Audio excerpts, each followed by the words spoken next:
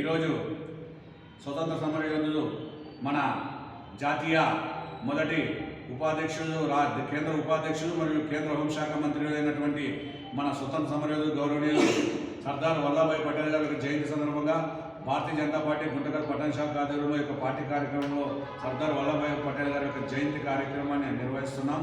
అని చాలా సంతోషం.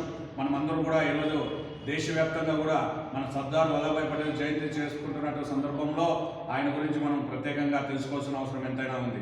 ఎందుకంటే 1875లో ఒక గుజరాత్ రాష్ట్రంలో జన్మించినటువంటి సర్దార్ వల్లభాయ్ పటేల్ గారు రాజనీతి శాస్త్రంలోనూ మరియు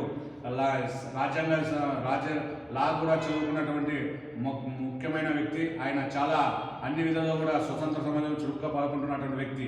ఎందుకంటే రాజ్యాంగం ఎలా ఉండాలి, దేశం ఎలా ఉండాలి, స్వతంత్రంలోన తర్వాత స్వతంత్రం కాంక్షిస్తూ స్వతంత్ర ఉద్యమంలో పాల్గొన్నటువంటి వ్యక్తి.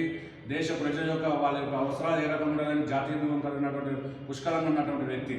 తర్వాత ఎన్నో సందర్భాల్లో మహాత్మా గాంధీతో పాటు సర్దార్ వల్లభాయ్ పటేల్ కూడా అప్పుడున్నటువంటి నేషనల్ కాంగ్రెస్ పార్టీలో చురుగ్గా పాల్గొంటూ దేశం స్వతంత్రం కోసం చాలా ప్రాంతాలు తిరుగుతూ స్వతంత్ర ఉద్యమంలో చురుగ్గా పాల్గొంటూ 1947 మొదటి స్వతంత్రం వచ్చినంత అనంతరంలో మొట్టమొదటి ప్రధానమంత్రిగా సర్దార్ వల్లభాయ్ పటేల్ గారిని కోరుకుంటున్న ప్రజలందరూ కూడా కోరుకోవడం జరిగింది.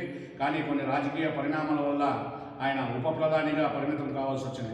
అయినప్పటికీ ఆత్మవిశ్వాసం కోల్పోకుండా దేశం స్వతంత్రం వచ్చిన తర్వాత ప్రజల కోసం ఏ రకంగా అభివృద్ధి చేయాలనే ఒక అంశంతో రాజ్యాంగాన్ని రచిస్తున్నటువంటి అప్పట్లో దేశం ఏ రకంగా ప్రజలకు అభివృద్ధి ఉంటుందని ఆకాంక్షించినటువంటి వ్యక్తిలో ముఖ్యులైనటువంటి వ్యక్తి మన సర్దార్ వల్లభాయ్ పటేల్ గారు.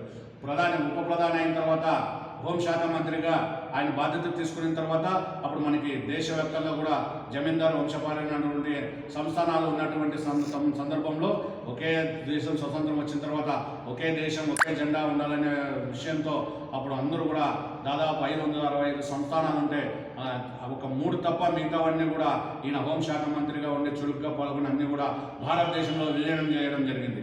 అందులో 3 కూడా నెహ్రూ గారు మేము విజయం చేస్తే నేను సానుకూలంగా స్పందిస్తానని చెప్పి వాళ్ళతో నేను చర్చించి ఆ విజయం కూడా చేస్తుంటే హైదరాబాదు, నిజామాబాదు, తర్వాత ఇప్పుడు వచ్చినటువంటి జమ్మూ కాశ్మీర్ అనే 3 ప్రాంతాలు కూడా అప్పట్లో ఉన్నటువంటి వాళ్ళు మేము భారతదేశంలో కరువు మొండిపట్టు పట్టింటే ఇది తప్పదు, మీరు కలిసే తీరాలని చెప్పి మీ కథ చేసినామనంటే ఆయన సర్దార్ వల్లభాయ్ పటేల్ గారు ఆర్మీని కూడా తీసుకొని వాళ్ళకి వార్నింగ్ ఇస్తూ వాళ్ళందరూ కూడా మెడల్ వచ్చి ఆ రోజు భారతదేశంలో విజయం చేయించడం జరిగింది. అంతటి గొప్ప వ్యక్తి స్వతంత్రం వచ్చిన తర్వాత కేవలం ఒక 3 సంవత్సరాలు జీవించినటువంటి వ్యక్తిలో తర్వాత అప్పుడు కాంగ్రెస్ పార్టీ అవలంబిస్తున్నటువంటి ఎన్నో అంశాలపైన వ్యతిరేకిస్తూ దేశం భవిష్యత్ తరాలు ఈ రకంగా ఉండాలి, ఈ రకంగా ఉంటేనే భవిష్యత్ తరాలలో మన దేశం ఆర్థికంగా ఆరోగ్యంగా యువత కూడా అన్ని రంగాల్లో ముందుకు పోతుందని చెప్పి ఆకాంక్షించి పట్టుపట్టి అభివృద్ధి పదం నడిపించినటువంటి వ్యక్తి మన సర్దార్ వల్లభాయ్ పటేల్ గారు. తర్వాత ఆయన జీవించినంత కాలంలో ఎప్పుడు కూడా దేశం భారత జాతికి కానీ భారత్ మాత అనే ఒక జాతీయవాదాన్ని కానీ ఏ రోజు కూడా తల వంచినటువంటి ఉక్కు మనిషి. అందుకే ఆయన ఐరన్ మ్యాన్ ఇండియా అంటారు ఆయన్ని, అంటే ఉక్కు మనిషి అని. ఏదానికి కూడా ఎటువంటి ఒత్తులు కూడా లొంగని వ్యక్తి.